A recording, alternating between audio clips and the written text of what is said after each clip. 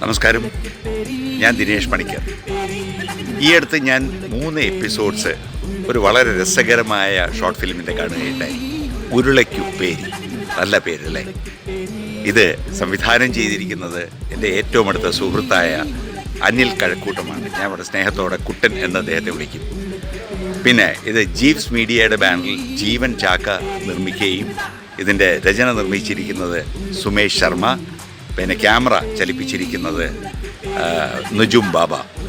ഇവരുടെ നല്ലൊരു കോമ്പിനേഷനിൽ വളരെ രസകരമായിട്ടുള്ള ഒരു 4 മിനിറ്റ് ആ ഒരു സമയത്തിന് നിങ്ങളെ ചിരിപ്പിച്ച് മണ്ണ് കപ്പിക്കുന്ന ഒരു നല്ലൊരു സംഭവം ആണ് ഉരുളയ്ക്കുപ്പേരി. അപ്പോൾ ഉരുളയ്ക്കുപ്പേരിക്ക് ഈ 3 എപ്പിസോഡ് ഞാൻ ശരിക്കും ആസ്വദിച്ച് കഴിഞ്ഞു.